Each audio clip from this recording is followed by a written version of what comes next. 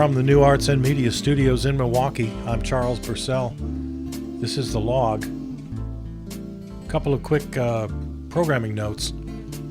On the radio side, if you're a regular listener to our flagship station, WXRW in Milwaukee, we're moving starting next week, the second week of March. We're moving to Mondays and Thursdays at 1 p.m.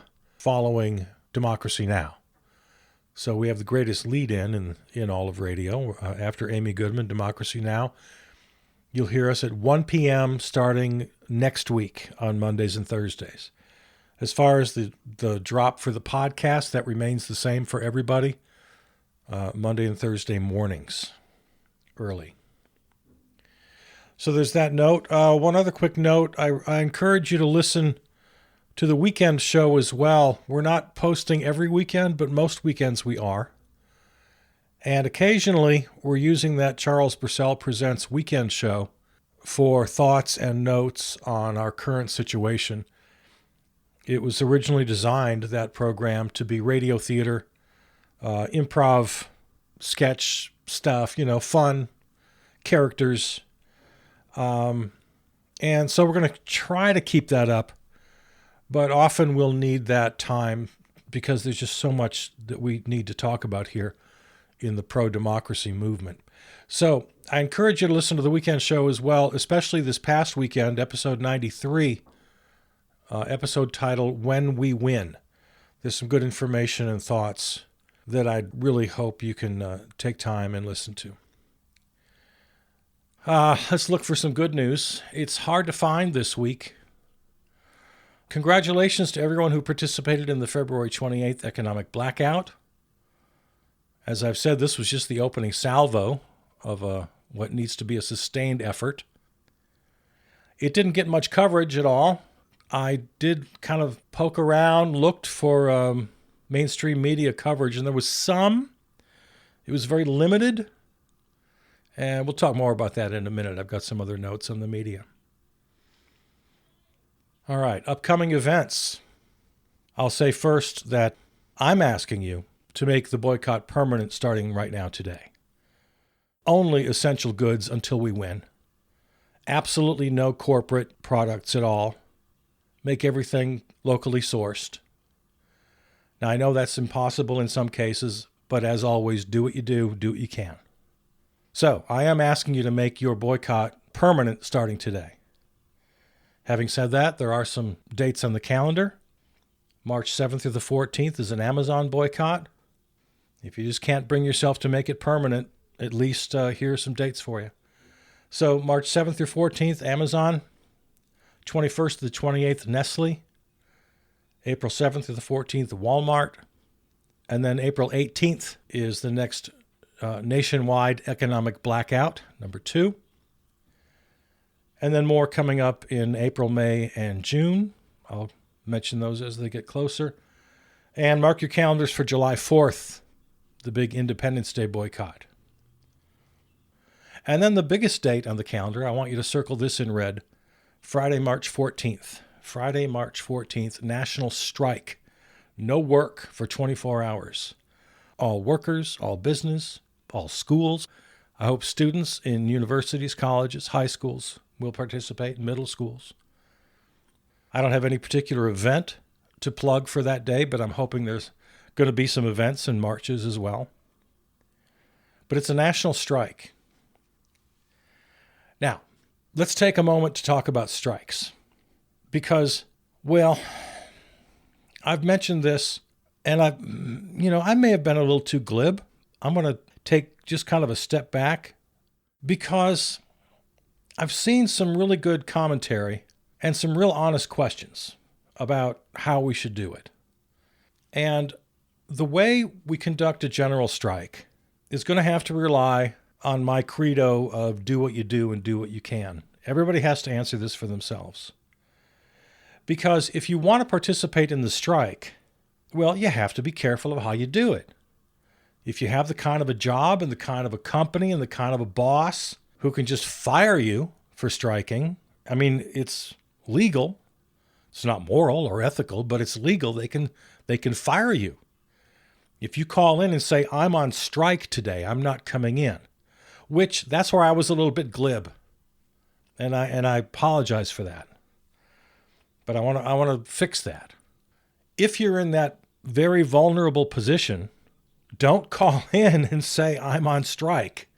They can fire you. Now, if you have an understanding boss, if you have a cool situation, a cool company, and you feel like, they'll support you, go ahead. This needs to be your decision. I would hope that unions that are already organized can find a way to organize their workers in this general strike.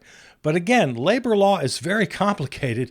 I don't pretend to understand it, and I am not going to give you advice.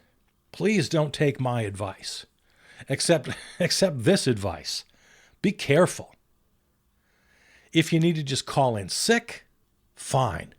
If you need to take a personal day, fine. If you want to participate in the general strike, absolutely find a way to do it. If you're vulnerable and could get fired and you can't afford to get fired, please don't take a bullet for us. I mean, I appreciate the thought and the effort, but I'm not asking you to do it. And again, when it comes to workers who are already organized into unions, you know your labor law better than I do. Talk with your leadership, talk with your rank and file, talk about the general strikes and how you can participate, if you can participate. I think it's absolutely vital that the general strikes, the first one being scheduled for Friday, March 14th, it's so important that they be successful. But I understand each individual worker at each individual workplace is going to have its own unique story. I totally appreciate that. I understand that.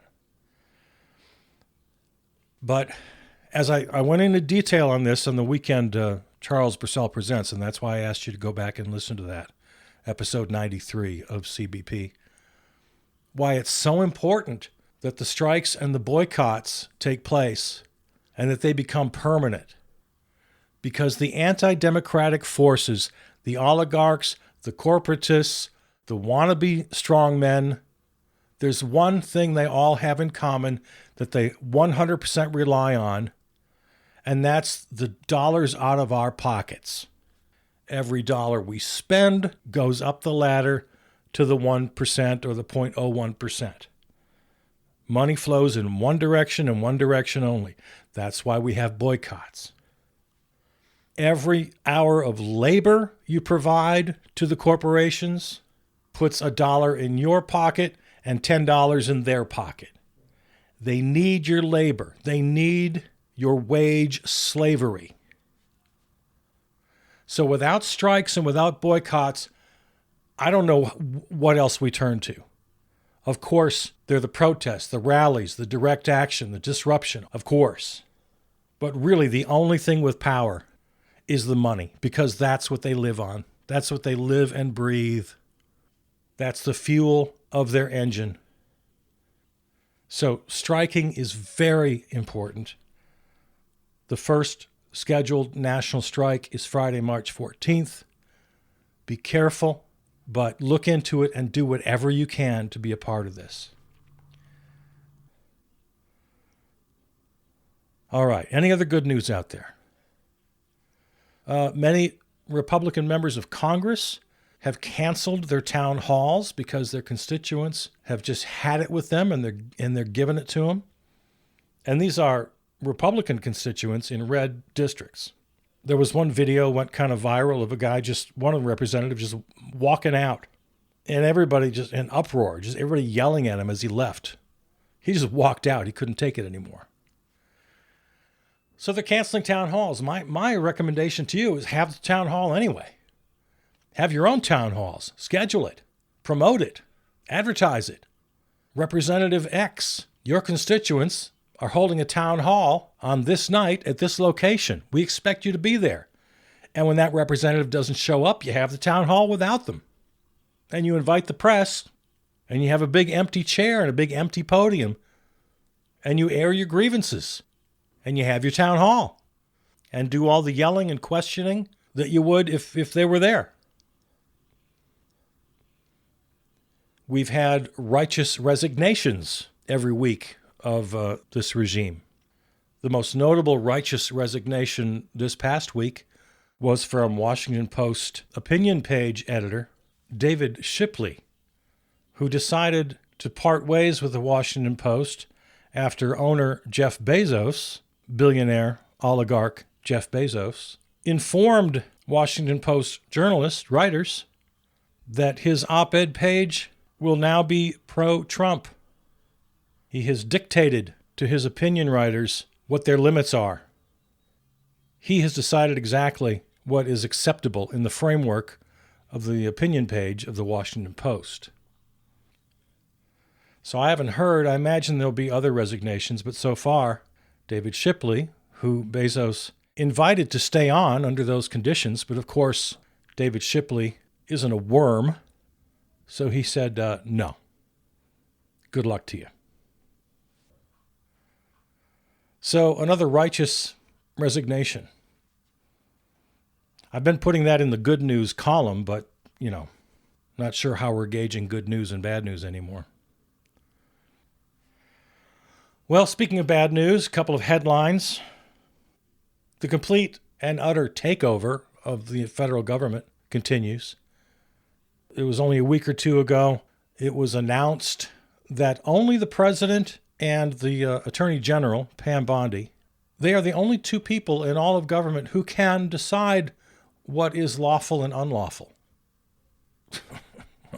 Really interesting. So the notion of an independent agency, which has been with us since our founding, is completely wiped off the map now, including the Federal Elections Commission, completely under the control now of the Orange Menace and his lapdog attorney general to decide what's legal and not legal in elections. The takeover is complete.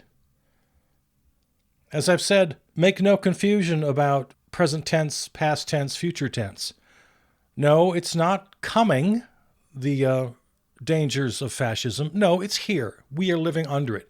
It has arrived in full flower. Elon Musk was on Joe Rogan over the weekend, trashing Social Security, lying about it, with that dusty old charge of a Ponzi scheme. We've heard that before. My senator, Ron Johnson, here in Wisconsin, has used the same phrase. It's an old, tired, long debunked, right-wing talking point, total fiction. But of course, Joe Rogan is too big of a moron to know that. So he just lets Elon Musk hold court on his podcast and doesn't know enough to question him, just takes it. The Orange Menace is taking legal action to threaten the very concept of anonymous sources in journalism. He basically wants to end the idea of anonymous sources, make them illegal, an absolute foundation in the free press. Well, here, while we're at the press, let's talk about them for a second. Again, they didn't really cover the boycott of the 28th. When they did, it was very dismissive. And it was funny. They only discovered it, the mainstream media, a day or two before, and reported it as though they were breaking news. Oh, well, hey, this is happening. Apparently, some people online. And then when they did report, like I said, it was just totally dismissive. Like, oh, look how cute these people are. Now, I did check, and most major outlets did cover the boycott, but only for a couple of seconds, only as kind of an oddity. They absolutely did not understand it. And they all had a very, very definite vibe. Like, oh, we're not doing this. These people over here are doing it. Isn't it? It's kind of funny. And of course, the mainstream press is so hung up on this sort of old school who, what, where kind of journalism that they couldn't understand that a movement might not have like one leader at the top. Well, who's doing this? Well, we're all doing it. Well, what do you mean, who all? What does that mean? They just don't get it. They don't get that there are many people, many organizations, this what I call a loose affiliation, many coalitions. They don't get it. Well, what do they want? One report would say that it's a protest against the destruction of DEI. Another might say, oh, it's about Elon Musk and having too much power, or firing federal workers, or gutting agencies.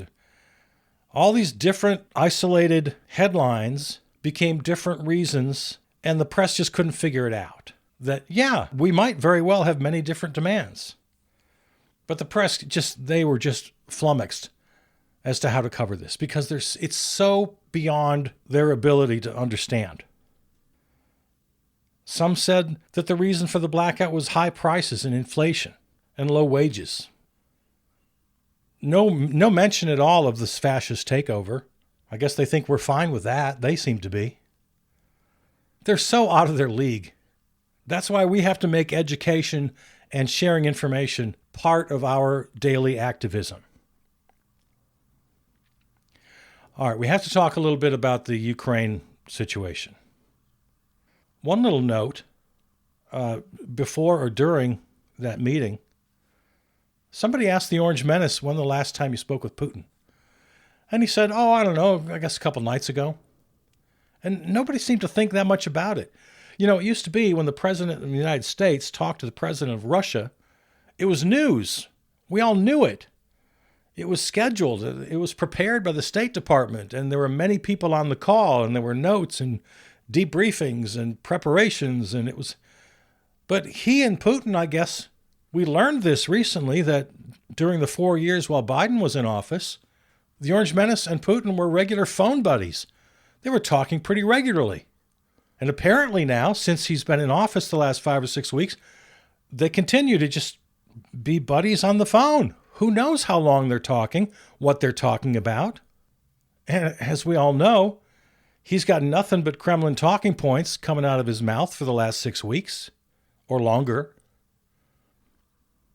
I did happen to think, and I looked up when the end of the Afghanistan war was with the Soviet Union.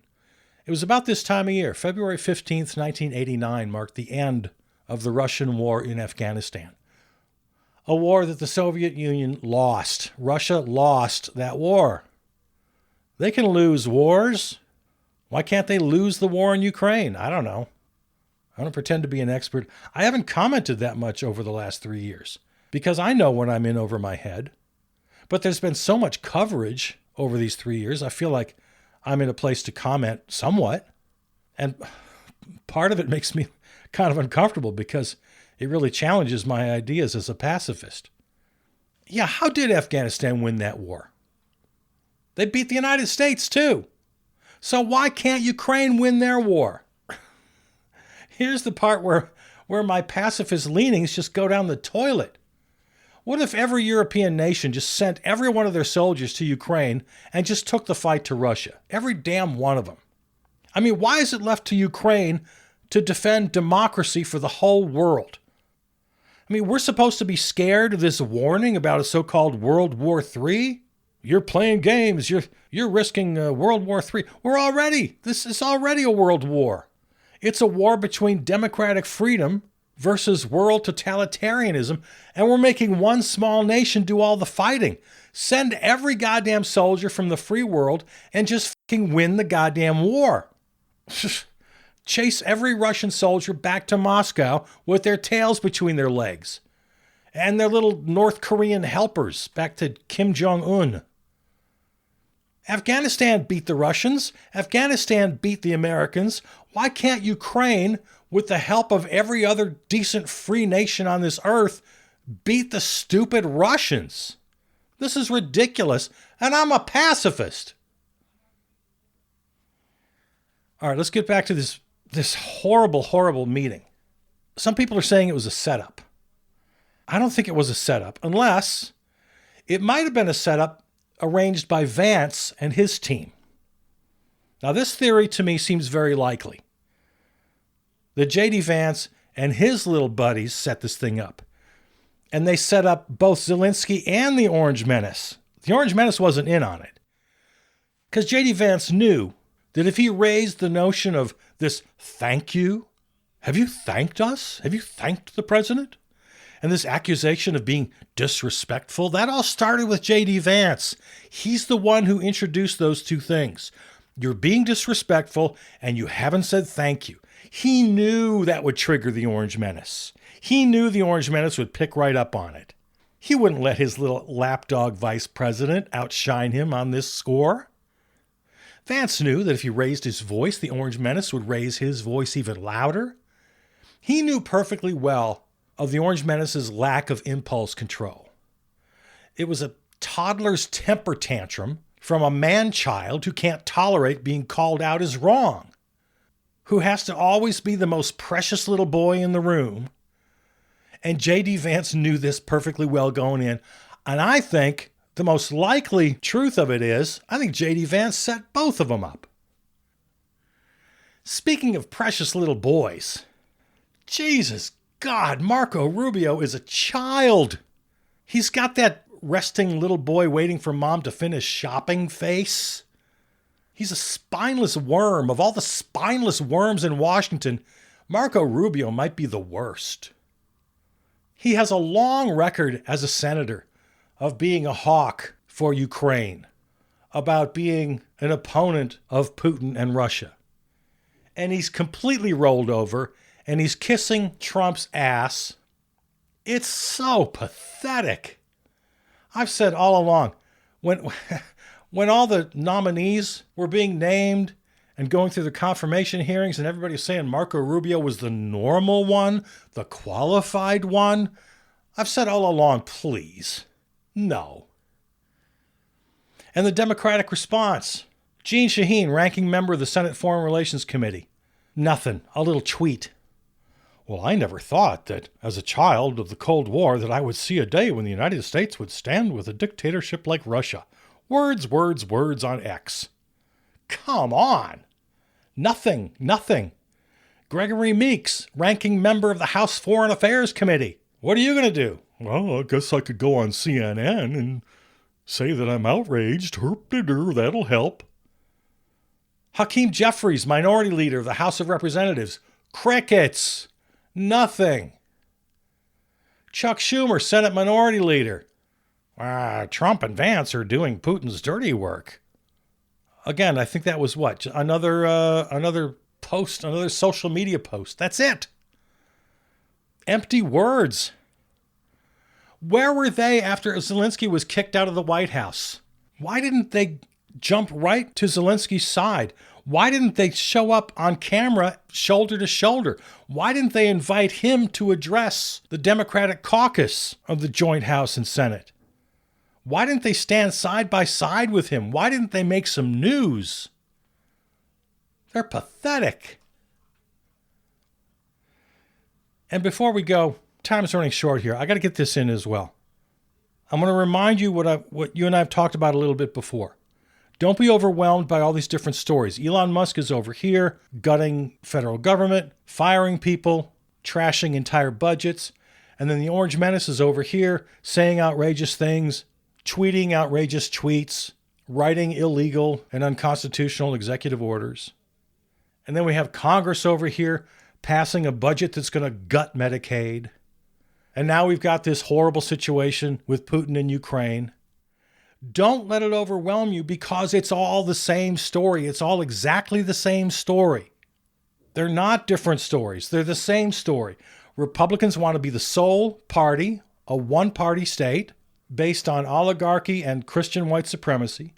Elon Musk, with his Nazi sympathies and his techno-fascist fever dream, is just the perfect avatar for them. Together, they feel like they can achieve these goals that are literally centuries old.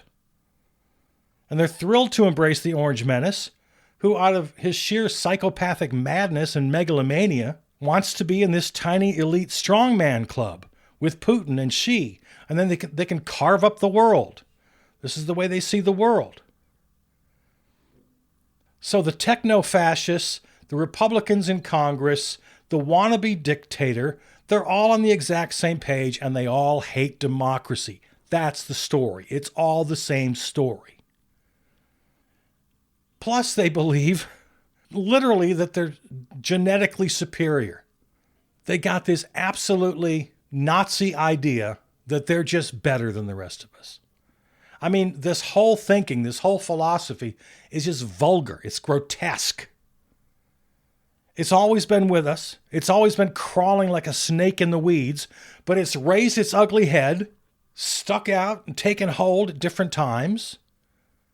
I mean, just, look at history. The 250 years of U.S. slavery, the Confederacy's fight in the Civil War, and then the post-Reconstruction era and the Jim Crow era. The snake rose its ugly head during Nazi Germany, in the twisted distortion of socialism of the Soviet Union, in Mao's Cultural Revolution. And now this evil has been resurrected in the persons of Elon Musk, Mike Johnson, Vladimir Putin, and the Orange Menace. We got the State of the Union coming up, or the address to the joint houses of Congress. Democrats, listening? Take some advice. Go to the address. Don't boycott, go. They should attend, Democrats, but then when he enters, Mr. Speaker, the President of the United States, don't stand, don't clap, just sit. Sit on your hands and don't look at him. Don't acknowledge that he's in the room. Shun him. When the Republicans, their welcome applause, when that ends and he begins his speech, every Democrat in the room should stand up and walk out. Turn your back on him. Stand up, walk out. Then they should go out into the Capitol Rotunda and hold a rally. Give speeches. Invite their constituents to get up and speak. Explain exactly why they refuse to engage with this wannabe fascist authoritarian. Insult him. Mock him. Invite any Republicans and independents who would like to join. Talk positively about the American people's agenda. Lay out a blueprint for the restoration of democracy. Make your demands. And then let it go all night long. Just let it go for hours. And when the Orange Menace is finished vomiting his lies, and he and all the Republicans file out, make him walk right by you as they make their way out of the building, as your rally continues. All right, keep up the good work. Get out there. Strikes, boycotts, protests, rallies, direct action, disruption. We have to disrupt the status quo. We have to shut the country down. And when I talk to you again on Thursday, maybe we'll have some more good news stories to report. In the meantime, just keep up the fight. Use your platforms, use your body, use your voice, use your imagination. Let's get out there. Let's do this thing. Again, mark your calendars. March 7th through the 14th, Amazon boycott. March 21st to 28th, Nestle. More in the future. And the big one, Friday, March 14th, that's our national strike. Find this and all episodes at charlespurcell.com or your favorite podcast platform. On the radio side, our flagship terrestrial station, River West Radio, riverwestradio.com. Starting next week, we move to Mondays and Thursdays at 1 p.m. following Democracy Now! Reach me, Charles Purcell, at Gmail. Follow on Facebook. Thanks to Peter Donalds, who wrote and performed the theme song. All right. Love you. See ya.